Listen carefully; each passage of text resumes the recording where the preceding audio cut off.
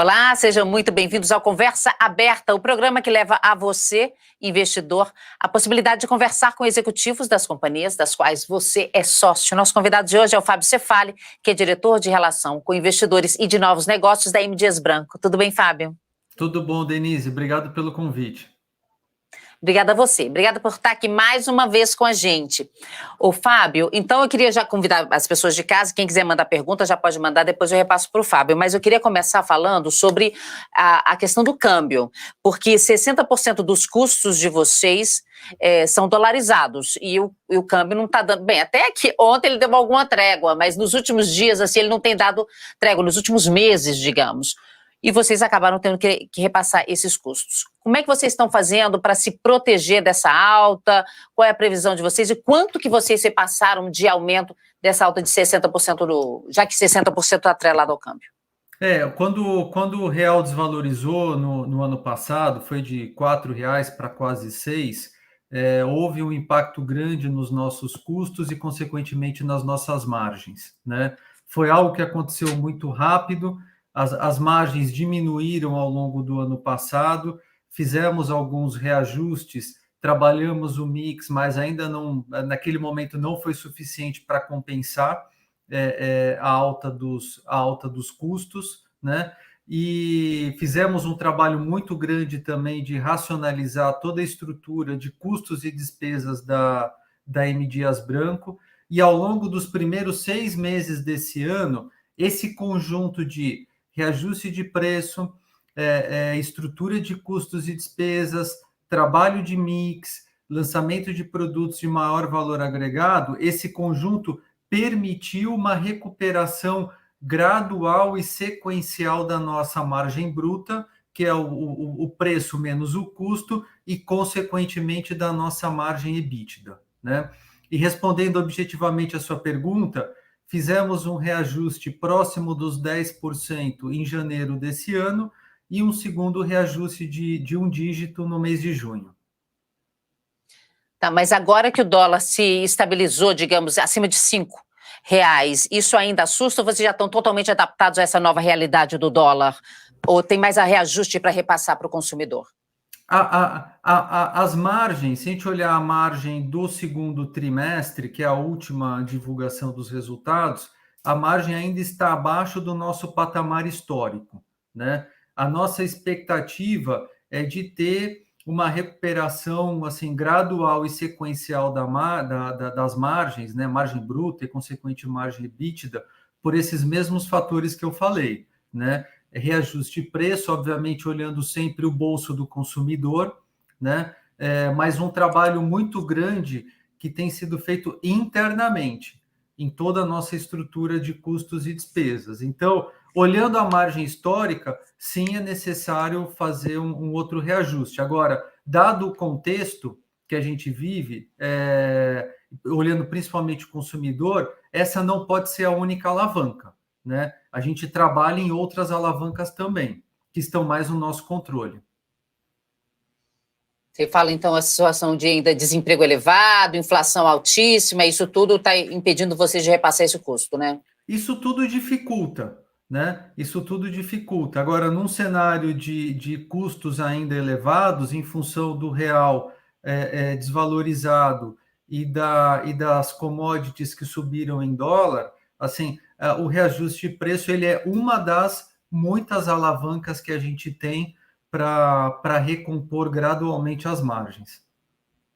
Agora, vocês têm produtos que vão distribuídos a todos os níveis de renda da população, digamos, né? Então, produtos para renda mais elevada, até mais baixa. Tem alguma classe de produtos que vocês consigam repassar os preços que, de repente, o cliente tem um poder aquisitivo maior e ele pode arcar com esse repasse, e outros vocês seguram? Ou vocês sempre fazem esse reajuste ou deixam de fazer o reajuste em linha em todos os produtos? Não é um reajuste igual em todas as linhas, nem em todas as regiões, nem em todos os canais, né? É um processo complexo que envolve uma série de informações e de inputs, né? E ele é bem segmentado, eu digo, o processo de precificação. a gente olha a dinâmica dos canais, a gente olha a dinâmica de consumidor, de regiões, de classe social, de renda, né? Fatores que interferiram na renda recentemente, como o auxílio emergencial do ano passado, o novo auxílio esse ano, são fatores que interferem na renda e, consequentemente, interferem na demanda e que a gente considera no processo de precificação, né? Então, não é um ajuste simples ou uniforme em todos os produtos. A gente olha a dinâmica principalmente de cada categoria, região e canal.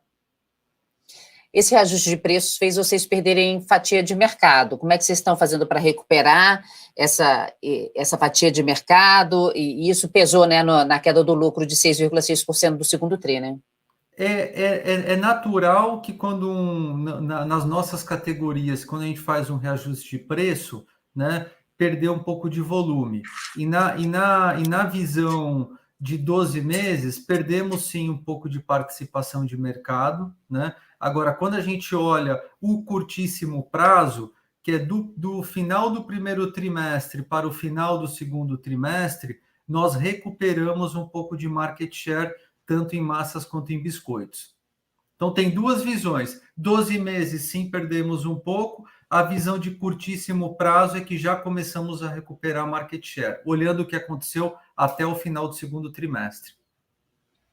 Na divulgação dos resultados do segundo trimestre, vocês renovaram o projeto de recompra de ações, né, de até 10% das ações em circulação. Vocês ainda acham que a ação está barata? Ela podia estar mais cara? O que vocês acham? Ela não reflete o potencial da M Dias, né? Não reflete o nosso potencial de crescimento, não reflete todas as alavancas da nossa estratégia. Obviamente que a decisão de investir é uma decisão de cada indivíduo, de cada fundo, né? Mas assim, a gente abre o programa de recompra olhando assim as nossas perspectivas e também para atender uma necessidade interna que é um programa de incentivo de longo prazo para uma parte dos colaboradores. Queria que você falasse um pouquinho sobre o lançamento de novos produtos, expansão da Piraquê, o que vocês estão planejando ainda para esse ano ou para o comecinho do ano que vem? A Piraquê hoje é uma marca que representa mais de 10% da nossa receita, né? Ela foi aí um ator muito importante do ponto de vista de inovação, né? Olhando produtos de maior valor agregado, lançamos biscoitos cobertos com chocolate, o leite maltado da Piraquê, que é um clássico da marca. Lançamos esse produto coberto com chocolate, lançamos snacks, fizemos uma parceria com comida de boteco, lançamos snacks de batata, que são snacks assados. Então, assim, isso é só para te dar alguns exemplos, né? E muitos outros que estão no nosso fluxo de lançamentos até o final desse ano. Mas não só na marca Piraquê, em outras marcas também. Nós relançamos recentemente a linha Grano Duro na marca Adria, né? Falando aqui de massas. Tivemos outros lançamentos de biscoitos em Vitarella, em Isabela, rosquinhas na marca Fortaleza. Então, você citou Piraquê, mas Piraquê é uma das marcas, né? Mas o processo de inovação e de lançamento está bastante ativo, né? Em outras marcas da empresa também. E com relação a parcerias, o que vocês têm de novidade? Fizemos uma parceria no primeiro trimestre com a Ambev para distribuir inicialmente alguns itens da marca Piraquê no marketplace B2B da Ambev, que chama BIS, né? Os primeiros resultados são muito bons. É um jogo de ganha-ganha para as duas empresas, né? Complementa o portfólio da Ambev com os itens da Piraquê, principalmente os snacks, e para M Dias aumenta a capilaridade da nossa distribuição em algumas regiões que a gente ainda tem uma atuação menor, né? Quando comparamos com o Nordeste. Mas no final agora em setembro, a gente começa a vender também os itens da Piraquê na outra plataforma da Ambev, que é o Zé Delivery, né? E essa atende diretamente o consumidor final. Então, assim, a M Dias ela tá muito atenta. a todas essas oportunidades, parcerias, principalmente aquelas que nos colocam nesse mundo mais digital, né? Que até o ano passado a nossa atuação ainda era muito tímida. Queria que você falasse também um pouquinho para a gente com relação a como é que você está sentindo, se vocês estão sentindo a recuperação econômica. Você falou da saída do incentivo, né, do auxílio emergencial no ano passado, e agora talvez uma melhora no Bolsa Família, troca de nome do Bolsa Família e melhora no valor. Vocês conseguem sentir o reaquecimento da economia brasileira ou não conseguem sentir? Ou as vendas no Brasil, você nota que as vendas estão crescendo numa região e não estão crescendo na outra? Como é que a gente pode ler a recuperação econômica do Brasil através dos números da M. Dias Branco? Denise, no ano passado, quando foi muito claro ali o momento que do auxílio emergencial, até pelo valor, né, sem dúvida gerou um aumento expressivo de demanda, né, principalmente no segundo e no terceiro trimestre. No quarto trimestre arrefeceu um pouco, o primeiro tri foi mais fraco. Nesse momento, assim, não dá para descartar, né, que esse fator ele pode sim estar contribuindo para uma recuperação da demanda, mas assim são tantos fatores que nesse momento é muito difícil ainda isolar, né? Acho que a gente precisa de um pouco mais de tempo para entender, né? Quais são os fatores internos e externos, porque a gente também fez muita coisa dentro da empresa. A empresa está mais leve, os lançamentos estão funcionando, a força de vendas está executando muito bem, né? Um time no Nordeste, um time que cuida das outras regiões do país, essas parcerias. A gente, até 2019, a gente não tinha praticamente nenhum distribuidor para massas e biscoitos. Hoje temos mais de 70, né? Atuando principalmente no que a gente chama de área de ataque, que é o Sul, Sudeste e o Centro-Oeste. Então, assim, tem muitos fatores internos e externos ao mesmo tempo, né? Eu consigo te dizer com mais objetividade sobre o ano passado. Realmente, naquele momento, houve um aumento substancial de demanda, né? Que aí depois deu uma arrefecida no final do ano. E sobre o endividamento da empresa, a gente viu aqui que o custo é bastante, né? Mais da metade do custo é atrelado ao dólar. O endividamento está em dólar ou está em real? O endividamento ele está principalmente em real, né? A gente fez uma emissão de CRA em março desse ano de 800 milhões de reais, que foi uma oportunidade para a gente alongar a dívida e reduzir o custo da dívida.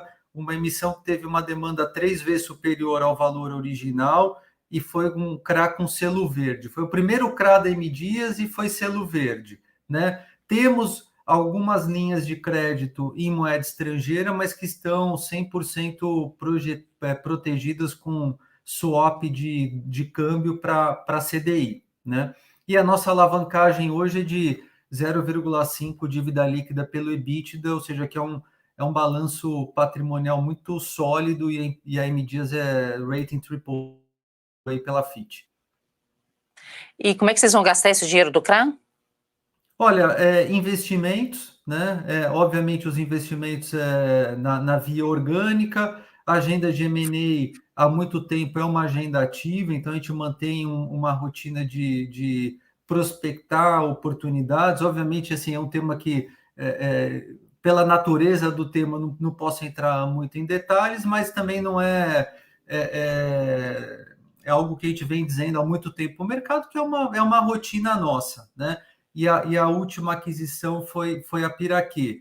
O próprio programa de recompra que você citou, né, também é um destino, é um possível destino para esse caixa, e dividendos que a gente aumentou o payout do ano passado para esse ano, né? O nosso payout até 2020 era de 40% do lucro líquido distribuível, e esse ano a gente está trabalhando com 60%. Então, recompra, um payout um pouco maior, principal é investir em crescimento, esse é o foco principal, é uma empresa de consumo que cresce, né? Então, tanto na via orgânica quanto na inorgânica, e recomprar as ações.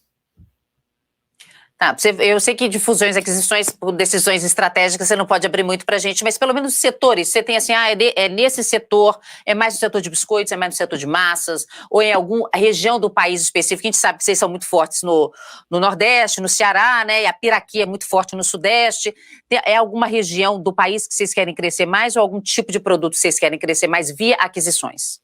A gente olha assim, o que a gente chama de mercearia seca, né? Que são itens que a gente consegue ter algum tipo de sinergia, tanto na nossa distribuição, na força de vendas, eventualmente nas fábricas. Então, é natural a gente olhar as oportunidades nas categorias que a M Dias já opera, outras categorias de alimentos também, saudabilidade, né? Sem dúvida é um foco. Fizemos até um investimento no ano passado, há 2 anos, numa startup, que é a Mandala. Acho que a gente até falou da Mandala aqui numa outra oportunidade, né? Então, assim, a ambição da M Dias é ser uma grande empresa de alimentos, né? Com uma atuação muito abrangente no Brasil e colocando um pé fora do Brasil também, né? Então, toda a agenda de investimentos, tanto o investimento orgânico quanto inorgânico, segue essa agenda estratégica. Tá, agora o pé fora do Brasil é através de exportações ou de comprar empresas lá de fora?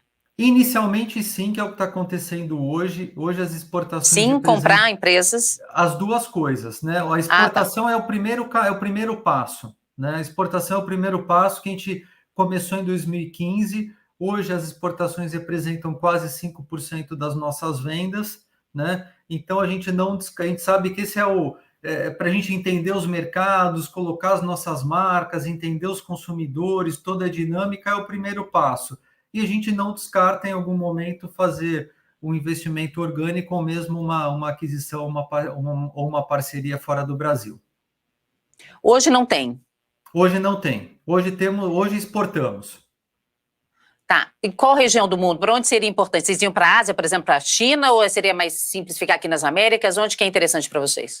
Hoje, com as exportações, nós atuamos na África, principalmente com as margarinas, né?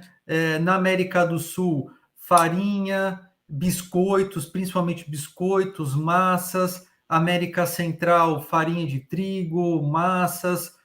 Estados Unidos, a gente produz private label para alguns varejistas. Então, são basicamente essas regiões que nós atuamos hoje. Então, chegou aqui uma perguntinha da nossa audiência. O Luiz pergunta se tem concorrência com a Mil. Mil, MEAL. MEAL. Aonde? Essa é uma ação deixa eu estar olhando aqui, ó. International Milk Company, da MMF Bovespa. Estou tentando ver o nome da empresa aqui, que ele chama de, que o ticker é 1003. Deixa eu olhar aqui. Não é um player que atua nos nossos segmentos. Pelo menos não é totalmente diferente. Não está nos primeiros 5 concorrentes olhando em market share, em biscoitos e massas. Mas agora, falando em concorrência, aumentou a concorrência com a Camil, né? A Camil adquiriu uma marca importante de Minas Gerais, né? Que era uma marca que era detida até então por uma grande empresa peruana. Então, é um player novo no mercado de massas, né? Acho que a gente agora tem que acompanhar os próximos passos, mas sim temos um player novo no mercado de massas. Uma grande empresa listada em bolsa no mercado de massas. O William tá trazendo informação aqui para a gente, falando que a Mil possui redes de comida como frango assado, Burger King, etc. Isso. Então, é outro tipo de empresa, de negócio, né? Eu estava imaginando que fosse essa, é outro tipo de negócio. Tá. E ele diz aqui, a Camil, acho importante verificar. Então, porque realmente a Camil pode estar crescendo realmente para um ramo onde vocês hoje vocês prevalecem, né? Pode ser aí uma concorrência importante. O Randolph pergunta se vocês podem entrar na área de produtos sem glúten para celíacos. Podemos, sim. A gente tem olhado esse segmento de mercado, principalmente via as startups, né? a própria Mandala, que hoje tem pratos refrigerados, alguns outros itens também de alimentos, trabalha com itens sem glúten. Então, é algo assim, é um segmento, ainda é um nicho, né? Mas que a gente já atua via uma investida nossa. Tá, e isso que você falou da saudabilidade, de ser produtos mais saudáveis, não necessariamente produtos sem glúten, né? Ou isso também inclui? Isso também inclui, mas não necessariamente. A gente pode pensar em snacks, biscoitos, né? O biscoito integral, com baixo teor de alguns ingredientes, né? À base de frutas. Então, assim, tem uma infinidade de opções, né? E é um mercado que está ainda muito aberto, né? Esse mercado da saudabilidade e que tem uma oportunidade muito grande da gente dar mais escala a esse mercado. Pois é, mas hoje qual é a porcentagem dos produtos de vocês que se encaixariam nessa caixinha aí dos produtos mais saudáveis? Depende de como a gente olha, né? Se a gente olhar, por exemplo, massas, né? E está falando de macarrão, é o item básico de alimentação, representa 20% das nossas vendas, né? Então, assim, aí, Denise, não existe uma convenção, né, do que é a saudabilidade. Existe um entendimento geral, né? Que, obviamente, ele acaba mudando, né? Assim, e o próprio bolso do consumidor interfere também no que é a saudabilidade. Então, acho que assim, a beleza desse negócio está em atender com produtos saudáveis e saborosos os diferentes bolsos, né? Obviamente que existe um nicho que talvez esteja ali mais no entendimento geral do que é a saudabilidade, que a gente ainda não atua ou atua muito pouco, mas que a gente vê como uma grande oportunidade de usar a nossa escala, de usar toda a nossa infraestrutura para dar mais escala. Por exemplo, gordura trans é uma coisa que está muito presente em biscoito, né? Vocês usam? Então, mas isso é um negócio que também está mudando, tá? Isso também está evoluindo, né? Não, mas hoje vocês usam. Hoje tem sim. Em quantos por cento dos biscoitos, você saberia dizer? Assim, tecnicamente eu vou ficar devendo a resposta, porque eu acho que é algo que já mudou. Mas assim, fica o meu compromisso aqui de te mandar algo por escrito aqui com a resposta. Tá, mas já mudou que você fala, então já diminuiu o número de produtos ou o volume de gordura trans nos biscoitos, é isso? Mas ainda Isso, é tem. isso aí. É isso aí. Eu não tenho certeza. Aí, assim, só para não te dar uma resposta imprecisa, eu vou checar e aí a gente te passa. Tá joia. Só para a gente encerrar, e com relação a marketing, qual é o gasto de vocês em marketing? Estão pensando em ampliar esse gasto de marketing para conquistar novos mercados? Nós já ampliamos, nós não abrimos o percentual que a gente investe em propaganda, em publicidade, né? Nós já ampliamos e nós estamos focando em três ou cinco principais marcas, né? Adria, Piraquê, Vitarella, essas são as três principais marcas. Fortaleza também recebe muitos investimentos, Isabela também. Então, assim, são 19 marcas, né? Mas nós ampliamos os investimentos e estamos focando esses investimentos em menos marcas do nosso portfólio, para dar mais visibilidade e fazer essas marcas ganharem mais tração. Chegou uma pergunta, que está chegando mais perguntas agora. O Ian pergunta: poderia detalhar os efeitos da reabertura para o consumo dos produtos em contraponto à redução do auxílio emergencial? Olha, a gente não viu um efeito negativo da reabertura, né? Até porque quando a gente olha os resultados do nosso primeiro semestre, foram resultados assim crescentes do ponto de vista de volume, de preço médio e de margens. Então, a reabertura da economia não faz diferença para vocês, então? Olha, Porque as assim, pessoas estavam consumindo em casa, é isso? aí existiu uma tese de que o fechamento tinha ajudado, né? Porque as pessoas estavam consumindo mais em casa, né? Agora, quando reabriu, assim, os volumes não pioraram, eles até melhoraram, né? O William pergunta, aliás, ele diz o seguinte: ele poderia falar um pouco mais sobre a previsão de aumento médio de preço e também a instabilidade de vendas barra tonelada do último trimestre? Olha, foi bem. Eu vou assumir aqui instabilidade com volatilidade, tá? Assim, nós não vimos volatilidade nos volumes, nós vimos volumes crescentes, ao longo do primeiro semestre desse ano. E qual foi a outra parte da pergunta, além da instabilidade e volatilidade? Sobre a previsão de aumento médio do preço. Aumentou, né? Houve um aumento de 2 dígitos de janeiro para junho. Mas vai vir mais aumento por aí? Olha, a gente não descarta. O maior aumento foi o que a gente fez em janeiro, que foi de 10%, né? Assim, o cenário ainda está muito volátil, né? Então a gente vai ter que fazer a leitura aí mais no curto prazo e, se for necessário, houver espaço, a gente toma uma decisão. Tá ótimo. Fábio, super obrigada, viu, pela sua presença. Deixa eu só conferir se não tem mais nenhuma pergunta. É isso mesmo, a última foi do William. Muitíssimo obrigada pela sua presença aqui com a gente e volte sempre. Obrigado, Denise. Um prazer. A você de casa, muitíssimo obrigada. Deixe seu like, compartilhe com seus amigos que são investidores da M. Dias Branco ou que querem investir no setor de alimentos. Se inscreva no canal e clique no sininho para receber as notificações. Obrigada, um beijo e até a próxima. Tchau.